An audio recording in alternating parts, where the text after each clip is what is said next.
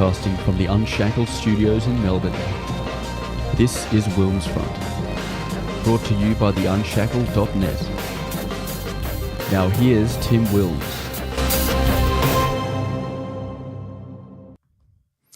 Hello everybody and welcome to this week's WilmsFront Snapshot news show on this Monday, the 12th of January 2026. We are live on the WilmsFront YouTube channel. Hopefully the stream lasts for the wider whole show this time, so I don't have to cut it and cut the stream afterwards and then re-upload the full. I see Dawn Browning in the chat, hello, suggested that it's not just happening to my channel, that apparently a lot of streams are getting cut off. So we'll see, fingers crossed. I've got Ethernet connected to my streaming hardware everywhere, so it should be a super secure stream tonight. It is 9 p.m. here in Melbourne, Victoria, where although the smoke, haze and smell of fire may have cleared across the city skyline, more than 20 active bushfires continue to burn across the state, including 12 that are deemed high risk and they could take over a week to put out. So far, one death has been confirmed. Max Hobson, a man in his 80s in Longwood, one of the worst bushfire-affected towns. More than 350 structures have been destroyed. More than 400,000 hectares have been burnt. Premier Jacinta Allen has declared a state of disaster in 18 local government areas. You may remember the state of disaster from the COVID stage 4 lockdowns in 2020. So basically what that does is basically give the authorities lots and lots of powers to move people, order people to and from areas. It was interesting that Jacinta Allen said for people not to go to fire-affected towns, don't be fire tourists, because there's these sort of weird people who go to fire-affected towns and check it out. It's some weird tourist attraction for them. Of course, that doesn't apply to the mainstream media, who are allowed in to interview people who have lost their properties and have them cry on camera so they can have their disaster porn for the 6 p.m. news. So those sort of fire tourists are okay. Now, we were told by Jacinta Allen and all her emergency management team in the State Control Centre, when leading up, we had 2 plus 40 degrees days in Victoria on Wednesday and Friday, that the bushfire warning was catastrophic. That's actually a bushfire rating.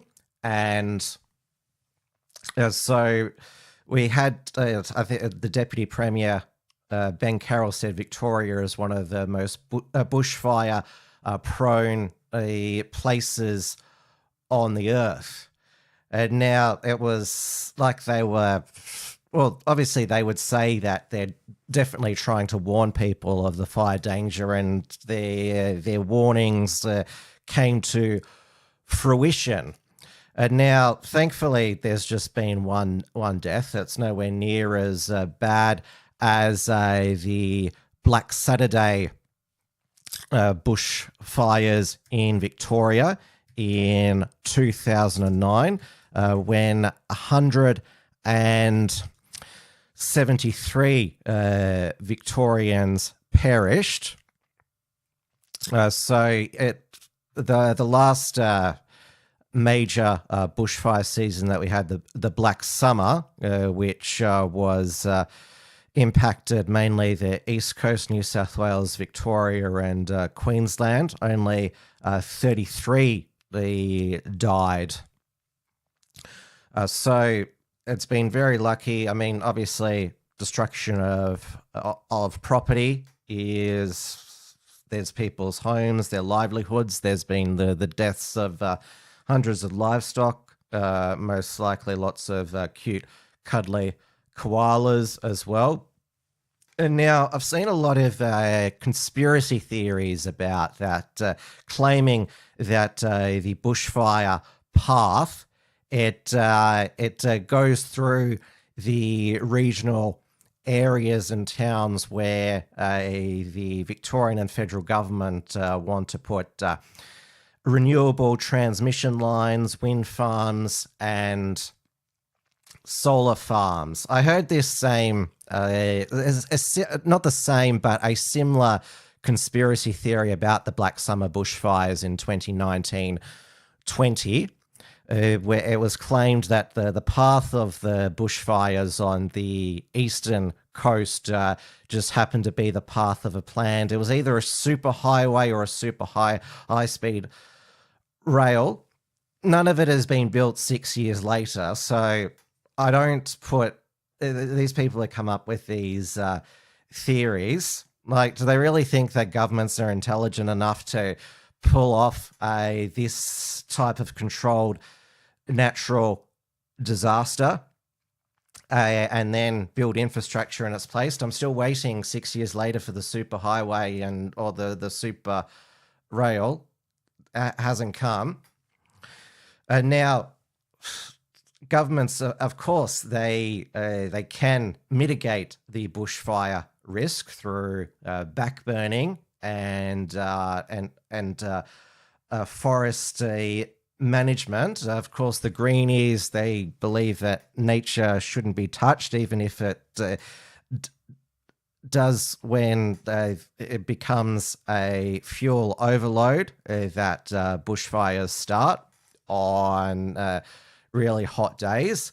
Of course, the Greenies environmentalists blame climate change. Though I noticed that the activist class, they protested during the Black Summer for climate action, but of course, Palestine is still the number one issue, so they're not too concerned about climate change. What we do know about Victoria's bushfire preparedness, that in the last state budget, 165 million was cut collectively from the Country Fire Authority. That's the volunteer firefighting authority in regional towns. They're the lifeblood and the lifeline of many local communities. It's a real one of the remaining big institutions, community institutions in regional and rural towns. The CFA, where everyone gets together, literally do things for the community, to protect the community. Also, funding cut from the Fire Rescue Victoria, that is the professional firefighters, and also from the Special Emergency Services, the SES. Now, this is despite the Victorian government's controversial Emergency Services and Volunteer Fund, which is a property tax, a tax grab, 600 million extra. It's scooped up in revenue, affects rural farmers more. So despite all that extra revenue, Victoria's broke. 165 million has been cut, although there has been funding increase for forest fire management of 10 million and for fleet infrastructure improvements for 24 million. Though I think that a lot of CFA stations and volunteers, they are still waiting patiently for the upgraded trucks and other firefighting gear. Now, apparently, some of the other The other area of funding increases is 53 million for additional emergency support and volunteers, 25 million for 000 capacity. So there's been cuts and yet redistributed elsewhere. How much would this be absorbed by bureaucracy? So they seem to be funding infrastructure separately. You hope that it's built here in Victoria, not made in China. And now, Jacinta Allen, the Premier, she's definitely in her element in the State Control Centre, as is the Prime Minister, Anthony Albanese. They feel comfortable in disaster mode, and Anthony Albanese, obviously, it's good distraction. It's emergency bushfire response because it distracts from his leadership failures post the Bondi terrorism massacre. And of course, he likes to contrast himself to Scott Morrison, who had snuck off to Hawaii at the beginning of the Black Summer bushfires.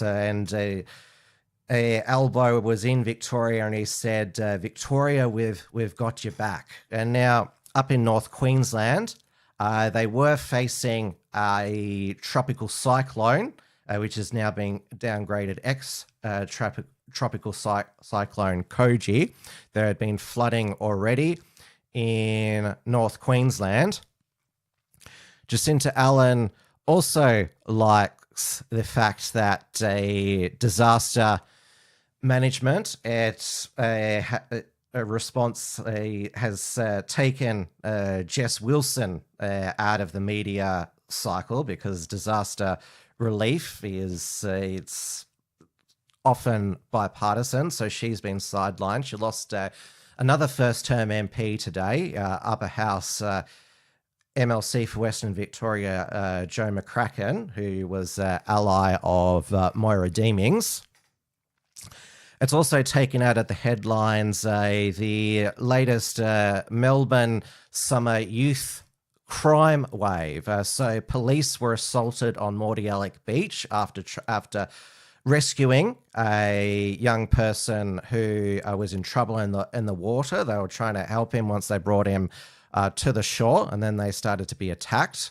Second incident of youth violence at Mordialloc Beach. There, of course, was the mass looting from the Mordialloc Woolworths.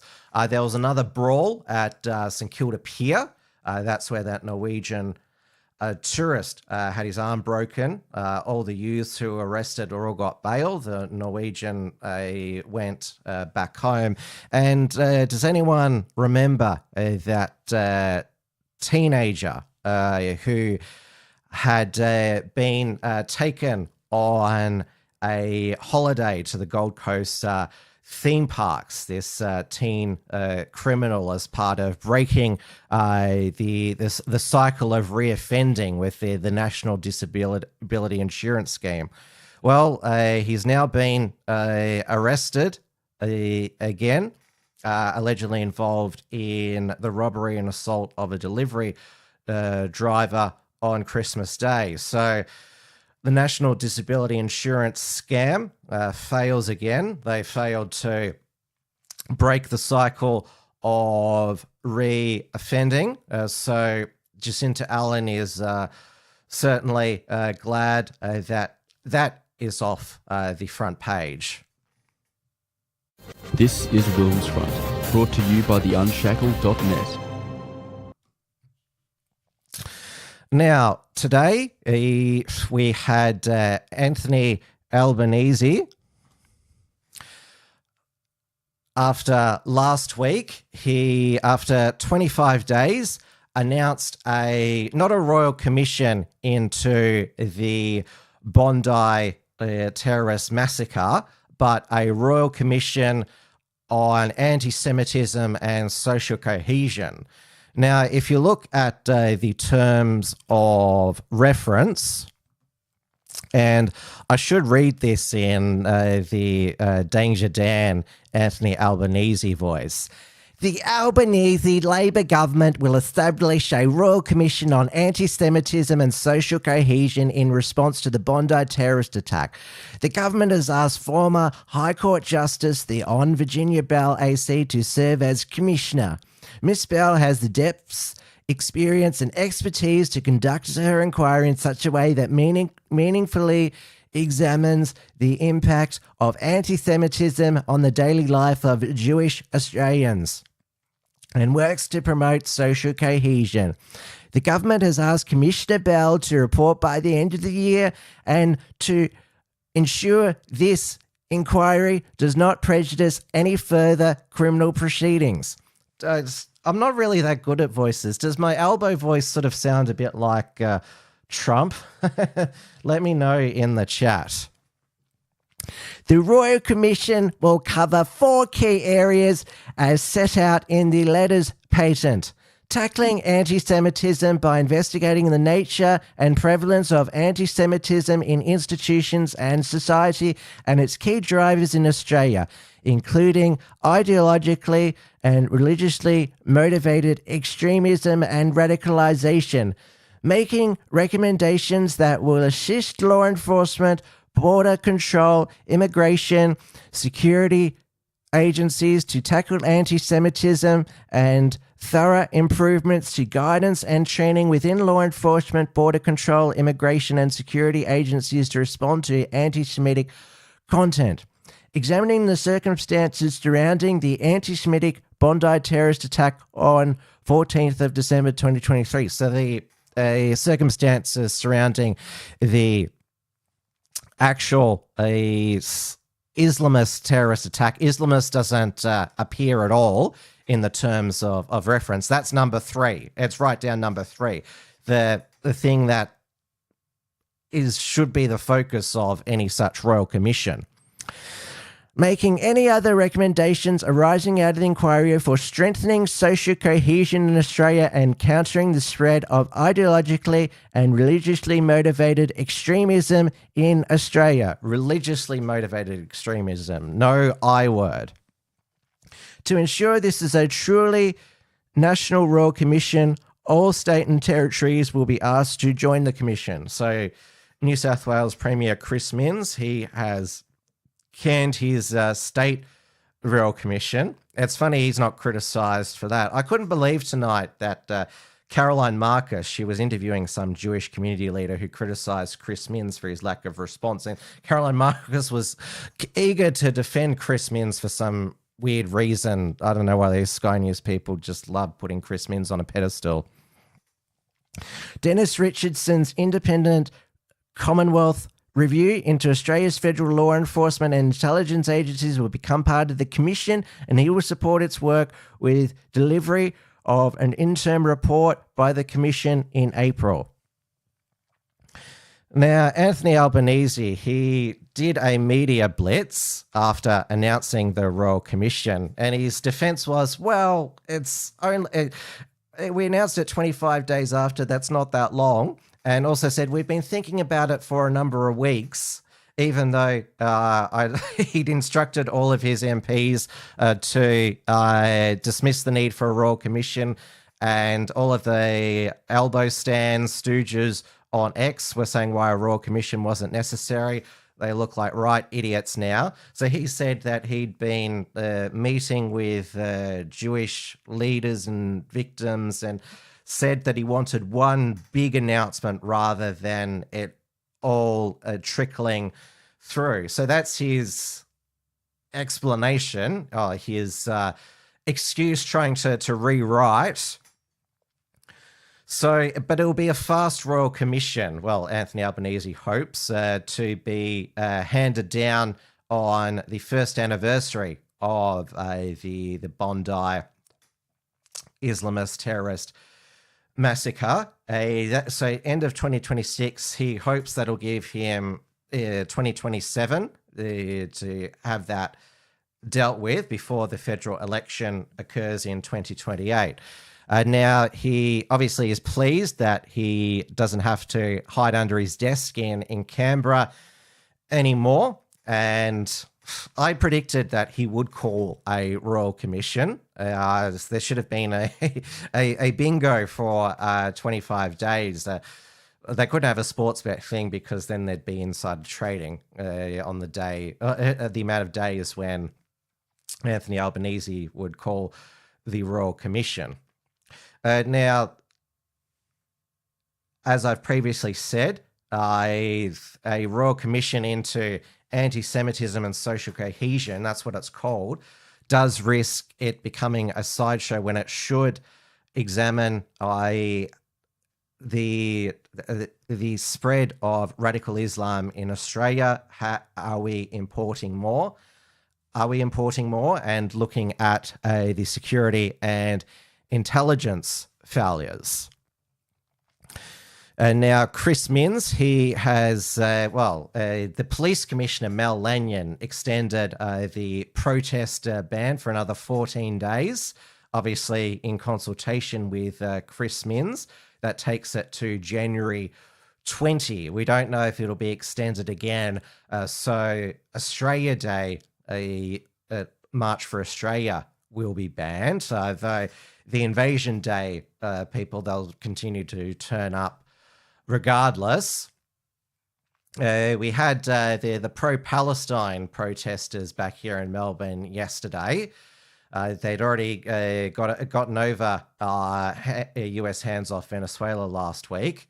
So even though the war in Gaza is over, it's to protest the Israeli president, Isaac Herzog, visiting Australia, invited by the Prime Minister, and also to show solidarity with the British Palestine Action prisoners, it's been declared a terrorist organisation, Palestine Action, by the Starmer government. And so those who protested as members of that group, because they vandalized military planes, which is an act of domestic terrorism, the Starmer government, in that regard, they have been much more, have gone much, cast the net further on these radical extremist groups on the far Islamist left. So they're on a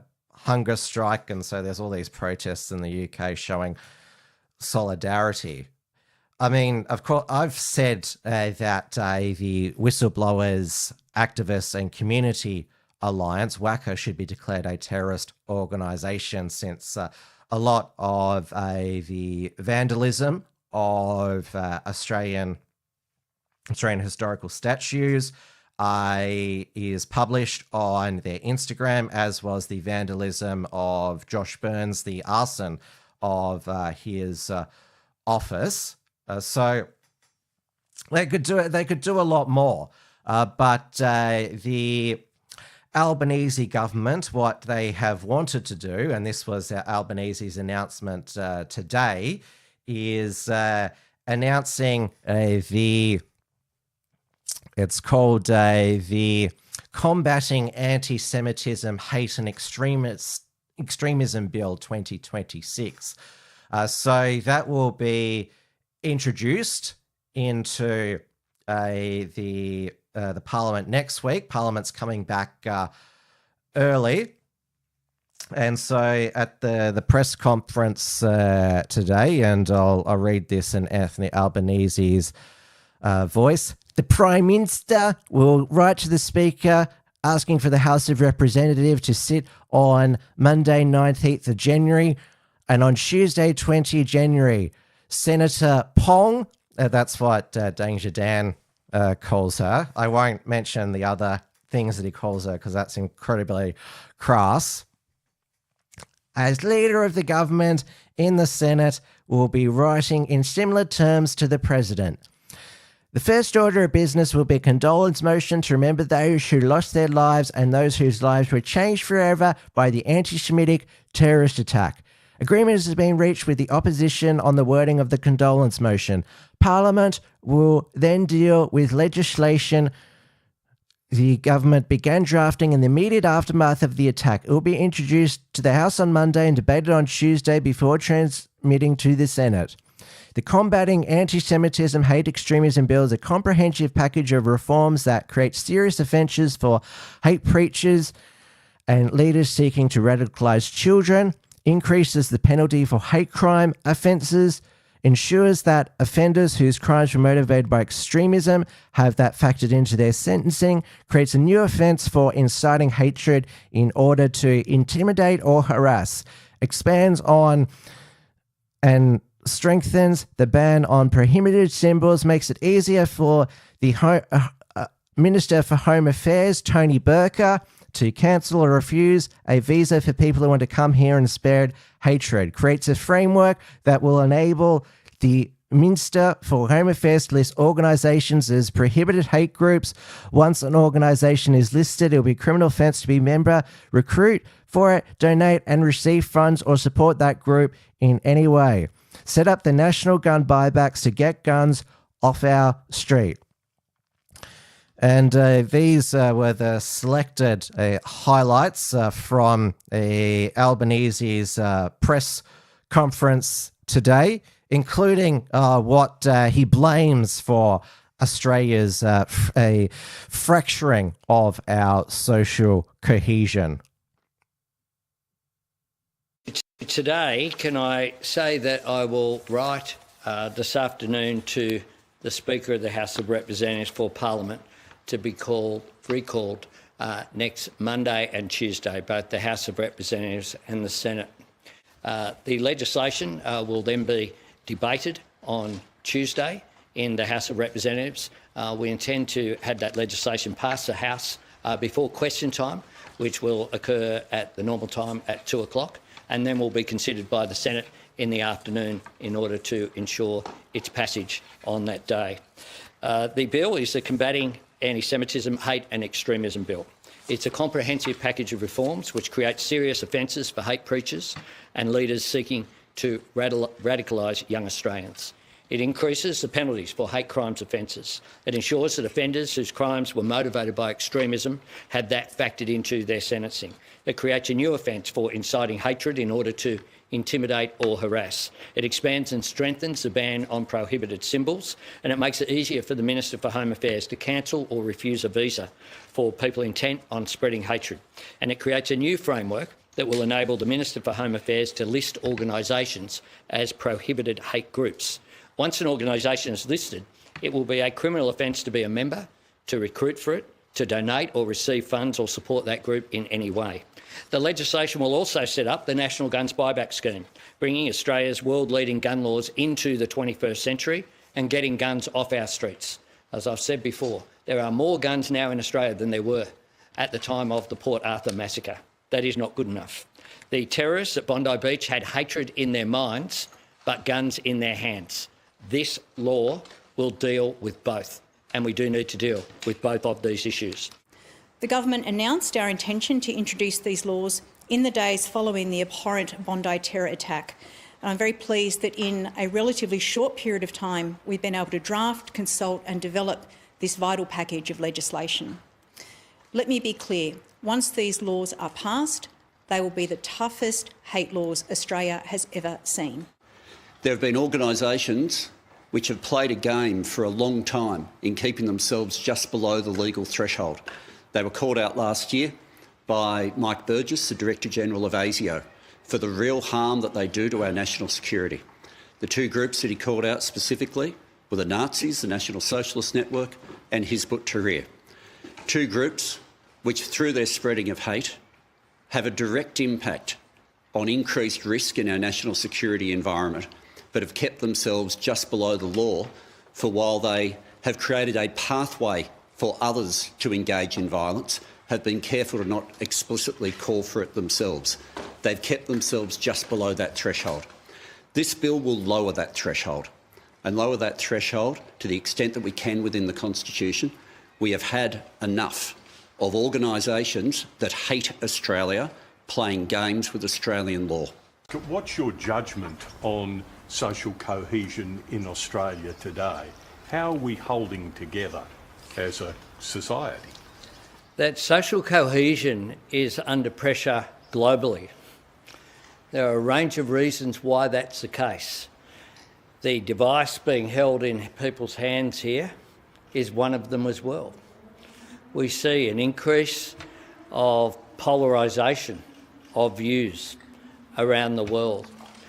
We see not just social media, but indeed mainstream media sites, if you look at the headlines that are on stories, erring on the side of shouting rather than talking, yelling rather than explaining. And that's a pressure which is real on our society. It is something that we need to have a broad discussion about. This is just one element of it. So I want an Australia that goes to our values, where everyone is respected, where the Australian covenant is that when people come here, they leave any hatreds and prejudices in the customs hall and recognise the strength that is here in our diversity. One where we're able to discuss differences in a mature and respectful way, rather than accusatory, rather than looking to always blame someone else. One of the things that we see and is that on the Middle East, people have different views. They're entitled to express those views. What they're not entitled to do is to hold someone to account for the actions of others because they are a young boy wearing a school uniform going to a Jewish school, or a young woman wearing a hijab. That is not acceptable. And it is something that I certainly hope that the Royal Commission on social cohesion, that's one of the issues that we need to address, not just a government, we as a society need to have that debate and we need to be able to move forward. Yes, of course, Anthony Albanese blames social media for what he calls political polarisation, which is basically people being critical of him and his government. And of course, the hate speech laws are designed to crack down on dissent. And now, the reason this is a omnibus bill is that the hate preaching and radicalisation, so leaders who promote or threaten violence against protected groups, or the inciting hatred, if a new offence for inciting hatred to intimidate, harass individuals or groups. So this covers race, religion, ethnicity, sex, sexual orientation, gender identity, or disability. And so they're going to include all of the attributes. So could this be used against Christian preachers for having from the pulpit preaching Christianity's traditional views on marriage or family? You can certainly, with Victoria's Racial and Religious Tolerance Act, the first person who was civilly persecuted under that was Christian pastor Danny Nalia. It took over $1 million in fundraising for him to win on appeal.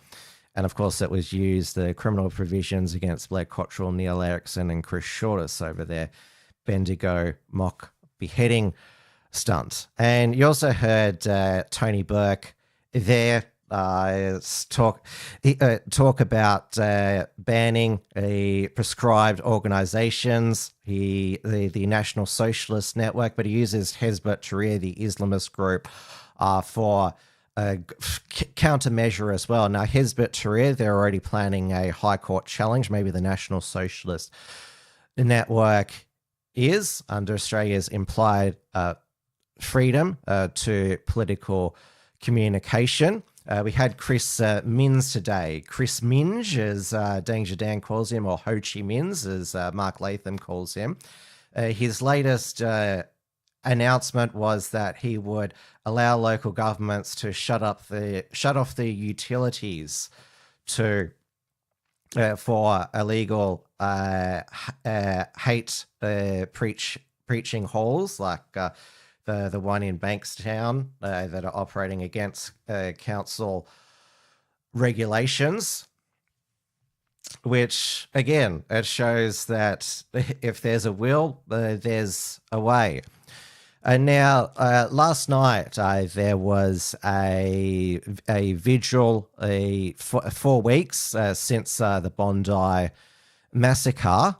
And there was this nutcase who drove up from Victoria, Cleophas Machaya.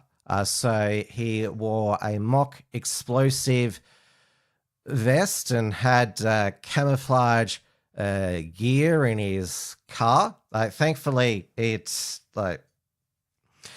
there's nothing deadly. He's obviously severely mentally ill. One of his reactions was, "It's just a prank, bro." Amazingly, he was bailed, and on the condition that he returned to Victoria. Luckily, it was. I'm not sure if it was a mock vest of hot dog wieners. Does anyone remember that Simpsons episode where Principal Skinner pretends he's got dynamite strapped to his chest, but they're actually just wiener hot dogs?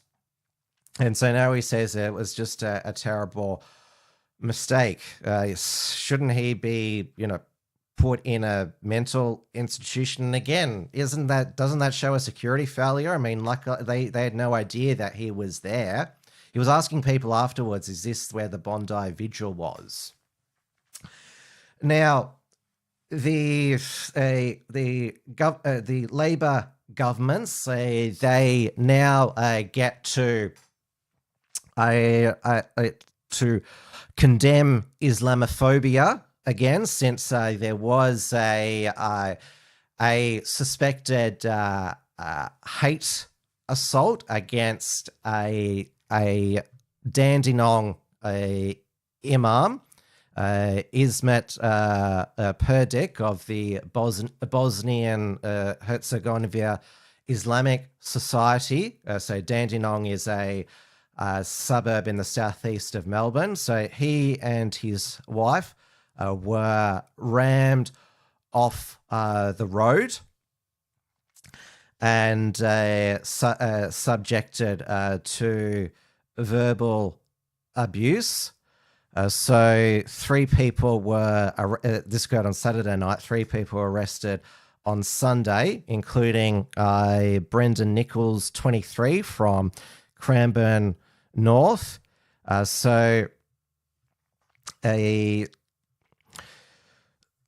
He told the magistrate Francis Medina that he was withdrawing from drugs. So that led to a statement by the Australian National Imams Council, saying this cowardly attack is disturbing a reminder of the escalating danger facing visibly Muslim Australians. The attackers allegedly boxed in their vehicle, heard objects at the car, drove dangerously to intimidate them, then exit the vehicle to assault the imam. The imam was punched in the face and his vehicle was damaged, while bystanders intervened to stop further harm. I'll see if this actually works here. Yes, screen share does work here. So this is Imam Perdik here. So then it goes on to say that Imam Perdik has served the community for more than 12 years as a religious leader educator, interfaith advocate through the interfaith network deemed on promoting peace, coexistence, and mutual respect. It's called all Australians to work together to prevent such hatred and violence. Community leaders are urging stronger action from institutions, media, and authorities to address Islamophobia and ensure the existing and new vilification laws are enforced. So maybe the Albanese government will drag out the Islamophobia envoy out as well. And of course, Jacinta Allen, she of course got up to condemn this. I mean, it is pretty nasty what happened to him. It'd be terrifying for anybody to be driven off the road and then be assaulted. Now, another bit of side news is that the Adelaide Writers Festival is in complete meltdown after the board uninvited Palestinian Australian author Randa Abdel Fattah. So she updated her Facebook profile the day after the October 7 Hamas attack on southern Israel to be a Palestinian paraglider. Now, she is not just an author, but a lawyer and sociologist at Macquarie University in Sydney. Now, she was given a $870,000 grant from the Australian Research Council, which is our taxpayer money, to study Arab Australian Muslim social movements. But because she said that she wasn't going to do she was going to be doing an she made comments at an anti-racism symposium that she was not holding a formal academic conference, which is a condition of the grant, and instead invited women to contribute revolutionary quotes or held an alternative online workshop. So the Australian Research Council suspended the grant pending an investigation by Macquarie University. So they got to investigate themselves getting the grant. And so Macquarie University, after independent academic experts, decided that she should keep the grant. It must be lovely for them to investigate themselves. Now, so this is when somebody from the left gets deplatformed. It's egregious violation of free speech, cancel culture. It's only bad when it happens to us. So, but the withdrawals from the boycott of the Adelaide Writers Festival. I mean, these writers' festivals are all wank fests, so I'm glad it's self-destructing, and of course, taxpayers fund those as well. So. It started with the usual lefty authors, Peter Fitzsimons and Jane Caro, withdrawing, but now Jacinta Ardern, Dame Jacinta Ardern, former Prime Minister of New Zealand, has withdrawn. Even ABC 7:30 host Sarah Ferguson has withdrawn as a moderator. So, yeah, I guess it shows how many are exposing their biases. Now, she's been accused, Randa Abdel Fattah, of being a hypocrite, given that she requested in 2024 that the Adelaide Writers Festival rescind its invitation to a pro-Israeli columnist, Thomas Friedman, who just written an article comparing Middle Eastern wars to fights in the animal kingdom. So it's okay for her and others to demand the disinviting of a writer they don't like when it happens to them.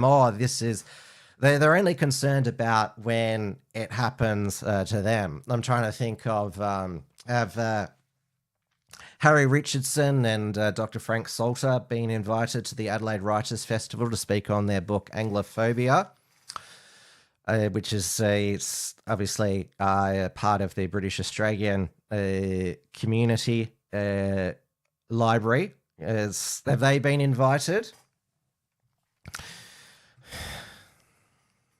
This is WilmsFront, brought to you by the Unshackled.net. Now, as I mentioned earlier, Anthony Albanese blames social media for the fragmenting of our social cohesion. And now, in fact, he, Keir Starmer, and Mark Carney are planning a coordinated ban on X on the pretext of its Grok AI putting all the leaders in bikinis. And this is one of the many Grok AI generated images of Keir Starmer and Albo in bikinis. They're outside number 10. Satire is free speech.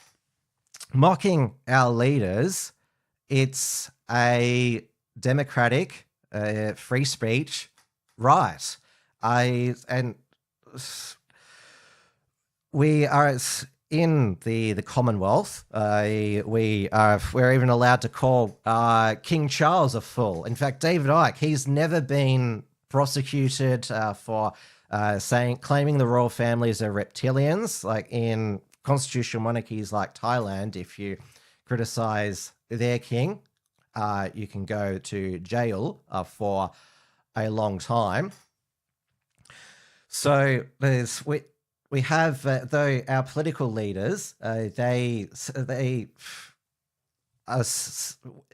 Albanese, he previously decried memes of himself being put on other people's faces. So this was Starmer and Albo's threat against X, and Albo's history of hating mocking memes and hating social media. Disgraceful. It's disgusting. And it's not to be tolerated. X has got to get a grip of this. And Ofcom have full support to take action in relation to this. This is wrong. It's unlawful. We're not going to tolerate it. I've asked for all options to be on the table. It's disgusting. And X need to get their act together, and we will take action on this because it's simply not tolerable. The issue where Prime Minister Keir Starmer has certainly raised of what has occurred on the social media platform X, the use of generative artificial intelligence to exploit or sexualise people without their consent is abhorrent. I know that the East Safety Commissioner is looking at this. The fact that this tool was used so that people were using its image creation function through Grok is, I think, just completely abhorrent. It once again is an example of social media not showing social responsibility, and Australians and indeed global citizens deserve better. Media platforms have a responsibility to make sure that misinformation isn't got out there. I noticed today, for example, on the way up here, they've removed various sites that were up containing fake images of myself superimposed on other people. That's the sort of thing that is going on social media. Social media has a responsibility to do the right thing here. Did you catch up with Premier Daniel? I'll give you the perfect world, okay? You've got no caucus to answer to. You've got no Federal Labor Party conference. You've got no elections. You've got no opinion polls. You are dictator for 5 years. What do? What's your first act? The big frustrating thing, if I could do something, maybe ban social media, would be handy. Because Why? What worries you about social media? Look, I think a couple of things. One is keyboard warriors who can anonymously say anything at all, and without any fear, the sort of things that they would never say to you face to face, they can just assert as fact. The publishing of images without consent, however they are created, of women and women's bodies, or any person and their body, without their consent is abhorrent. It is totally abhorrent, it is totally unacceptable, and it needs the strongest possible response. And we support any efforts to deliver that strongest possible response.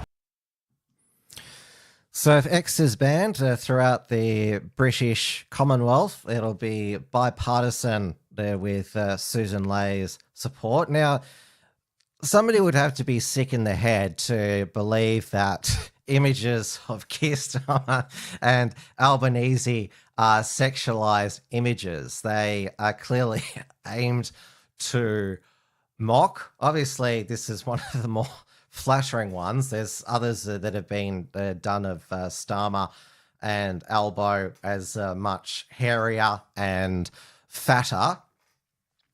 Now, it's interesting that they're only singling out X, given that the same bikini generations can be made by Google's Gemini and Chat GPT. Have there been any calls for Google and Chat GTP to be banned?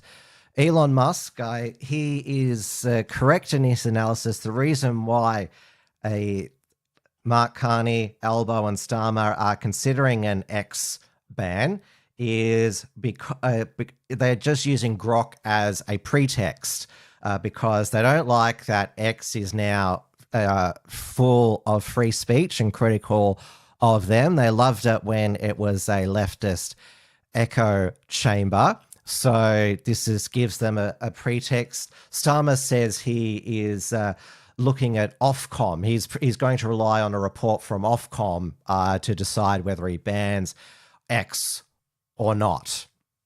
The Office of Communications, or as Dan Wootton calls it, the off-communists, who all they do is police political opinion on GB News. That's what they're most famous for. Their investigations into Mark Stein's GB News show contributed to him having 2 heart attacks.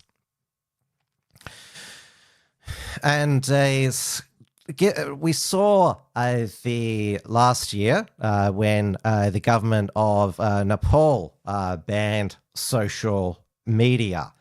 There was a protest rise up by Gen Z, which toppled the government. And banning X by Starmer, Albo and Carney would make them just as bad as the government of Iran currently. This is WilmsFront, brought to you by the Unshackled.net. Yes, Gen Z in Iran, they continue their revolt against the Islamic Republic, the theocratic fascist regime, although there are plenty of apologists for the Ayatollah on the far left and the far right. There have been pro-Iran protests in solidarity in Western countries. There was another one on the steps of Victoria's Parliament House in Melbourne. There was one outside the US Embassy on St Kilda Road demanding more US support for the protesters in Iran. Trump has threatened military intervention, though I think he's erring because would that empower the Iranian government, the Revolutionary Guard, who have the real power because there have been, over the years, there have been countless revolts and protests in Iran. Though this one certainly seems like it is different, because it's spread to nearly every city in Iran. And what you can see in the photo above, that's a mosque on fire. They're burning government buildings and mosques. The Iranian government has shut down the internet. Elon Musk has activated Starlink, which the Iranian government is trying to jam. Maybe that's another reason why Western governments don't like X, because if they ban it, then Starlink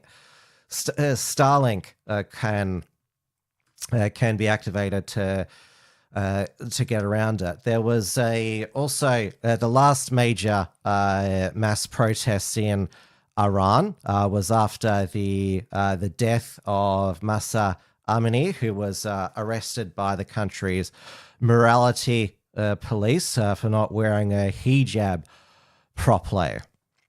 Now, they've always cracked down because they have suppressed all opposition. But it's like I said, there does seem to be, obviously, in potential revolutions, there are in mass numbers, but it would take members of the Iranian Revolutionary Guard to choose not to fire on the protesters. Latest figures, there is 500 who've been murdered, 10,000 who've been arrested, who will likely be executed. Now, this began on December 28 as a strike by shopkeepers in Iran because the Iranian Islamic government has put the economy into the toilet. They have isolated themselves from the rest of the Islamic world, basically, and there is a lot of resentment there in Iran. It shows how a expansive foreign policy, funding groups such as Hamas, Hezbollah, and the Houthis, the Iranian government, the triple H's, how funding foreign wars can have domestic blowback. And certainly the youth of Iran, they have access through the internet, through a lot of the internet, to what's going on in the rest of the world. The Ayatollah and the Iranian president, of course, blame Donald Trump.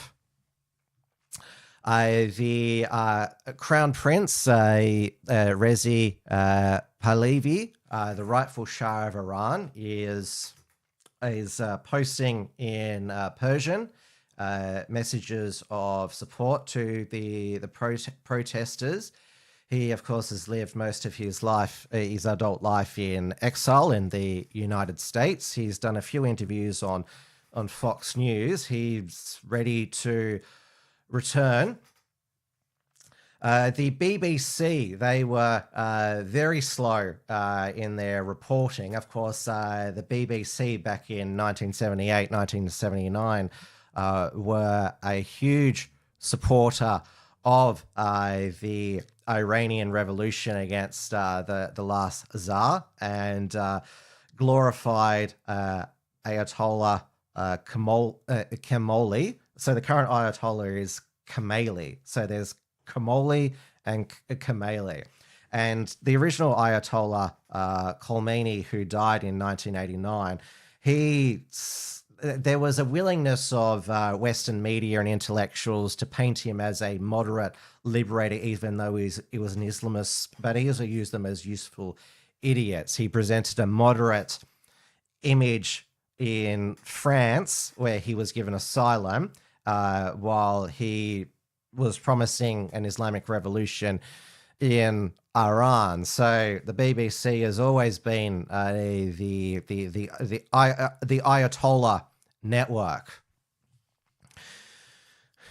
Now, it's a week after the you wouldn't call it a Venezuela regime change or coup. It was simply the execution of a Drug Enforcement Administration arrest warrant of a Nicolas Maduro, the Venezuelan president, on drug trafficking charges. So he will face trial in the Southern District of New York. But the Trump White House has left in charge Maduro's deputy, Delcy Rodriguez, but claims that the United States is now running Venezuela, though he did call off the second strike, maybe because he couldn't get congressional approval. So this was Trump's Truth Social. Republicans should be ashamed of the senators that just voted with Democrats in attempting to take away our powers to fight and defend the United States of America. Susan Collins, Lisa Murkowski, Rand Paul, Josh Hawley. Josh Hawley is probably the one who's the most surprising. And Todd Young should never have been elected to office again. This vote greatly hampers American self-defense and national security, impeding the president's authority as commander-in-chief in the event. And despite their stupidity, the War Powers Act is unconstitutional, totally violating Article 2 of the Constitution, as all presidents and their departments of justice have determined before me. Nevertheless, a more important Senate vote will be taking place next week on this very subject. So you notice he doesn't quote the Supreme Court there. He just says that of course, previous presidents and their departments of justices have said basically the president can do whatever he wants, and that Congress doesn't always need to be consulted to launch foreign wars. Now, Trump also held a meeting with oil executives at the White House, which Tucker Carlson was a surprise attendee. I'm not sure if anyone's watched Tucker Carlson's the interview with Megyn Kelly. It's more interesting what Tucker says. Like, he has about half an hour monologue before he gets to Megyn Kelly, where he basically says that it's refreshing. And I also said, at least Trump was honest, that it wasn't about freedom and democracy. I mean, the democracy is not in Venezuela yet, though there has been some release of political prisoners. Though the mood on the ground in the capital Caracas is by the residents there is still one of tension. I mean, there are broken people. They worried about expressing any emotion for fears of, they know what's happened to people before them.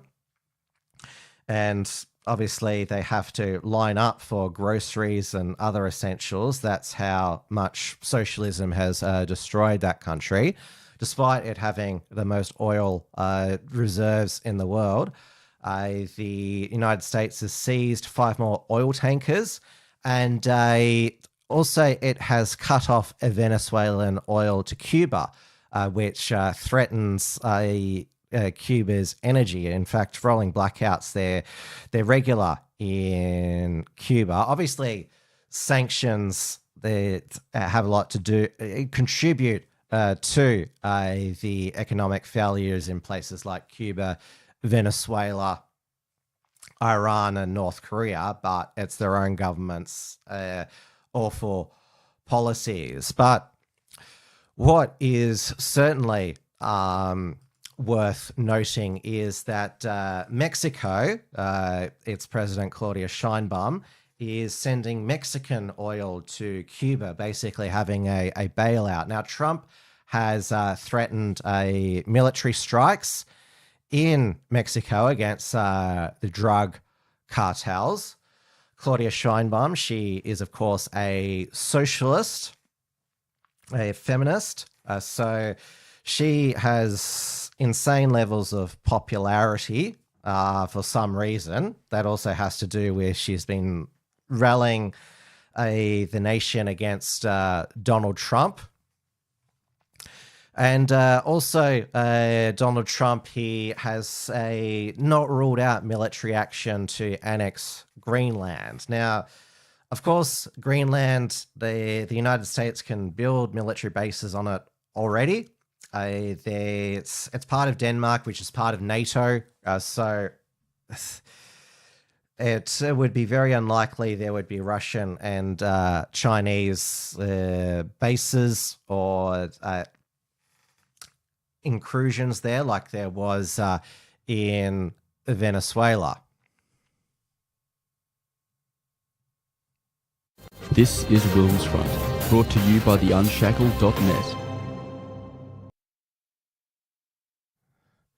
Now, there is also mass protests in the United States after Renee Good was shot dead by a ICE Immigrations Custom Enforcement Officer, Jonathan Ross, as she reversed and almost hit him. Jonathan Ross, who, contrary to the South Park episode, where it claims that most recent ICE recruits just signing on for bonuses, he had Jonathan Ross had 10 years experience in immigrations and customs enforcement.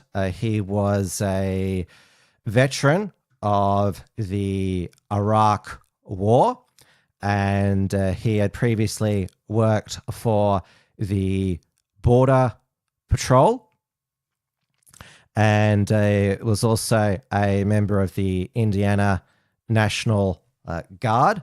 He is described by family and friends as a hardcore conservative Christian and MAGA supporter. He has a Filipino wife, so he can't be accused of being a white supremacist who joined ICE to deport non-whites. Now, the reason ICE was in Minneapolis is because, well, there is a lot of illegals there, particularly Somalis. And of course, the Somali, many Somalis in Minnesota were part of the massive Medicare and daycare fraud. Of course, the Quality Learning Center with the missing R. And so what happened is that Renee Good was there obstructing ICE vehicles with her car. She was there with her wife, Becca Good. Now, it's interesting, she was married twice before. She had two children with her first husband, and they divorced. The two older children live with the ex-husband in Colorado. Then she had one child with a second husband who died in 2023. We don't know what the cause was. And so after two heterosexual marriages, she decided to become a lesbian, and so married a woman. So she had one child with her second husband, who she was raising along with her wife, Becca. Now, Jonathan Ross, it should also be mentioned, he had previously in 2025, while on a ICE enforcement operation, had been injured when he in an attempted arrest in Minnesota, when he was dragged 45 meters and injured by a vehicle that drove away after he smashed a vehicle to unlock the door. So there's people claiming that she was trying to drive away, that he was at the side. I saw Paul Joseph Watson say that he that she aimed to hit him, but because of the heavy snow in Minnesota, because it's winter there, she went the other way. So this is it's the footage, because it was claimed by her first ex-husband that she wasn't political at all, but she was part of, she was called a legal observer, but clearly she's a anti-ICE activist, just like the Melbourne legal activists Centre legal observers. They're on the side of the far left Antifa socialists. They're not neutral.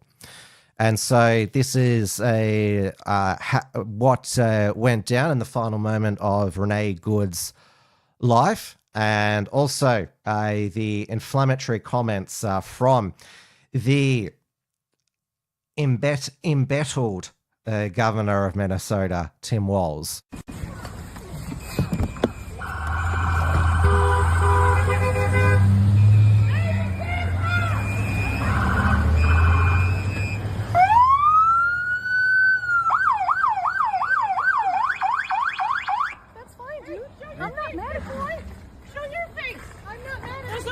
Change our plates every morning, just so you know.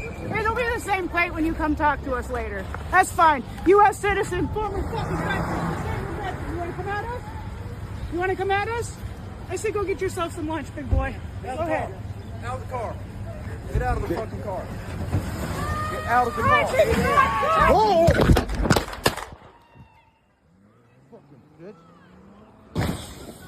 To Minnesotans, I say this: I feel your anger. I'm angry. They want a show.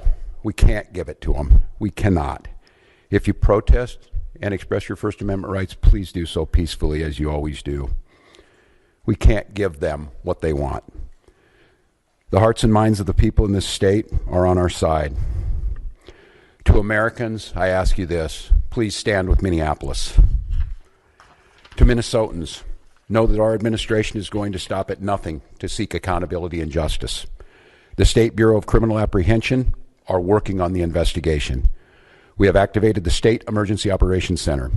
State Patrol and Minnesota National Guard leadership is connected with the Minneapolis Police Department, the St. Paul Police Department, Hennepin County Sheriff's Office, the DNR, and Minnesota's Homeland Security and Emergency Management.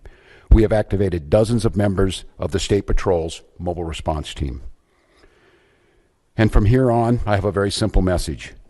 We do not need any further help from the federal government. To Donald Trump and Kristi Noem, you've done enough. There's nothing more important than Minnesotan safety. I've issued a warning order to prepare the Minnesota National Guard. We have soldiers in training and prepared to be deployed if necessary. I remind you, a warning order is a heads up for folks. And these National Guard troops are our National Guard troops. They're teachers in your community, they're business owners, they're construction professionals. They are Minnesotans. Minnesota will not allow our community to be used as a prop in a national political fight. We will not take the bait. We will continue to update you, Minnesota, as we get more information. Now I'd like to turn it over to Commissioner Bob Jacobson of the Minnesota Department of Public Safety. See how he's talking out the both sides of his mouth? He's saying that ICE, federal law enforcement, who are executing federal immigration law, should leave. And he's calling for people to protest peacefully. Of course, mostly peaceful has a different definition to the radical left. But he should clearly be arrested for insurrection, also for criminal fraud. Now, I previously, it was under the assumption that a Minnesota governor was two-term limited, which there's actually no term limits in Minnesota, but Tim Walz has announced that he is not going to be seeking re-election. He should be preparing for a criminal trial, and I suggested the only way that he could avoid jail is to plead insanity, and he's got a good case for that. Also, the mayor of Minneapolis, Jacob Frey, who was also the mayor during the George Floyd BLM riots. They both got re-elected, Jacob Frey and Tim Walz. although Jacob Frey, he had to basically game the primary, claim that the Somali who won the Democrat primary, there were irregularities, so the Democrat Farmer Party of Minnesota awarded the primary to Jacob Frey. Now, there was also a shooting of two people in Portland by another ICE official as they tried to drive their car towards ICE agents. Now, they weren't killed, but that has led to the mayor of Portland, Keith Wilson, to tell ICE to go. Donald Trump, if he seriously wants to stop, because remember there was the 2025 LA anti-ICE riots. Gavin Newsom challenged Trump to arrest him. Trump should have done that. I mean, this is going to keep happening. And because what you have here is you have white leftists, or liberals as they're called in the United States. They're prepared to die for their cause, get seriously injured or die. And you notice how, and Paul Joseph Watson, he highlighted this in his video. It's okay for them to use cars as weapons, but when they try to obstruct law enforcement vehicles with their bodies and get run over, they scream, "Oh my God, what the fuck?" That's what they always like. This is how insane they are. Like, thankfully in Australia, there's not that level of political fanaticism in the far left that they would be prepared to get run over or get shot by law enforcement. The United States has a long history of leftist domestic terrorism, going back to the Weather Underground in the 1960s, these socialist revolutionary groups. But there does seem to be these days a insane amount of white women who are part of these anti-ICE protests. They're trying to have Renee Good as a Georgina Floyd, except blacks aren't going to come out for a white lesbian as they would for a black man, despite all the crimes that George Floyd committed. So this is the difference here, but they do their best to try and start another George Floyd nationwide riot. And the thing is, Donald Trump, he could be doing a lot more with federal authority.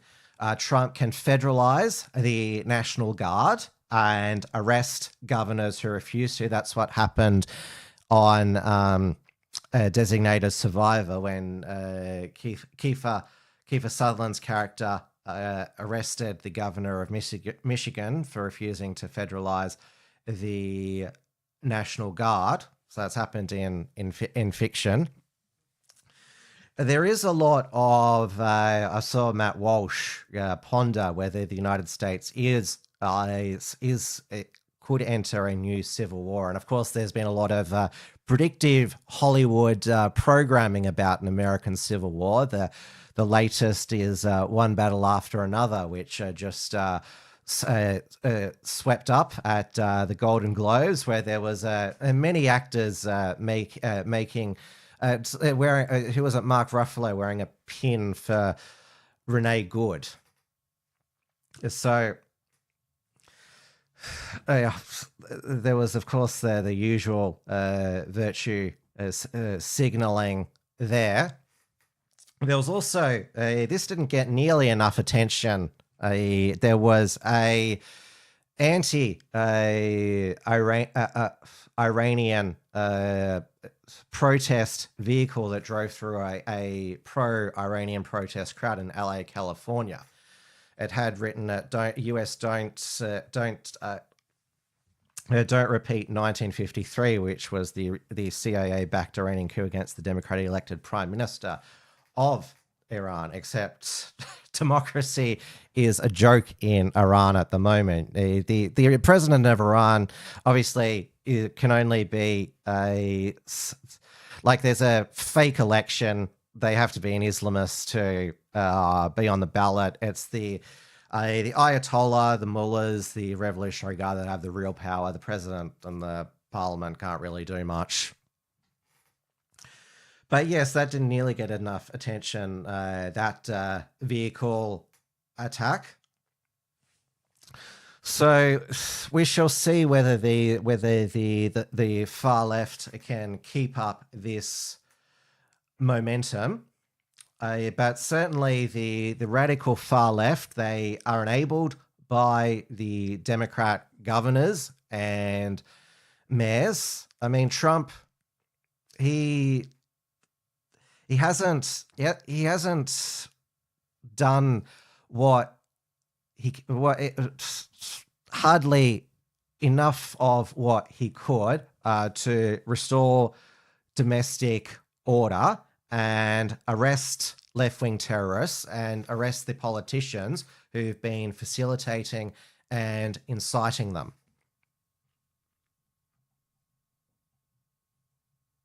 This is WilmsFront, brought to you by the Unshackled.net.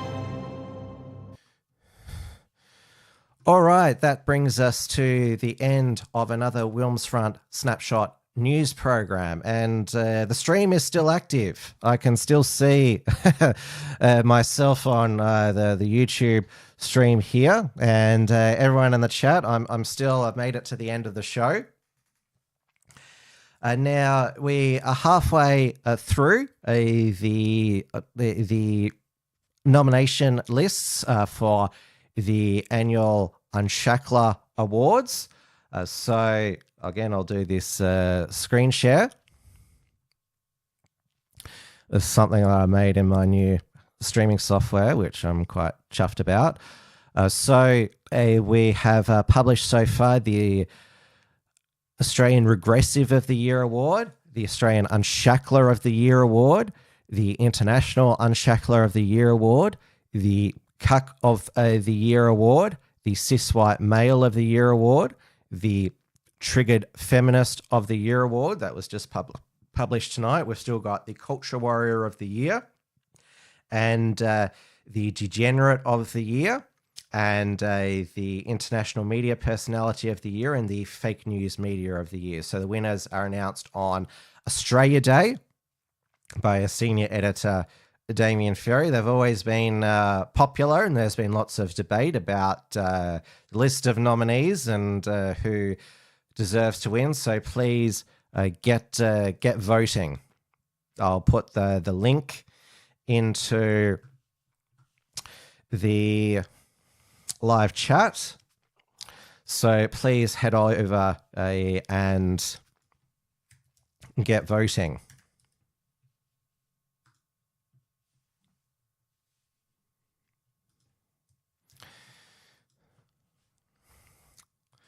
Also, continuing with reports from Tiger Mountain with Richard Wollstonecroft, I'll definitely be filming some fresh reports with him by the end of the month. And of course, I'll keep you updated with Australia Day events, whether that be for the March for Australia or other ones as well. Thank you so much for your company once again. I will see you all again next Monday, as the Federal Parliament will have resumed, and we'll see what unfolds with our extra hyper, even stronger hate speech crime laws. And it'll be a week before Australia Day as well. So it's Australia Month at the moment, which was, of course, founded by the Dusty Bogan Ben Shand, begins January 1 with Federation Day, and then culminates with Australia Day on January 26th, and celebrates everything about Australian history, culture, and identity. Good night, everybody. Stay safe, stay sane, free, and also stay cool in this weather. Who knows where it's going to be. Good night.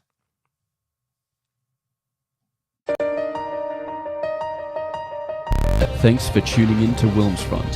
Visit timwilms.com to view the archive of episodes, and keep visiting theunshackled.net to view all our shows, and to keep up with the latest real news and analysis.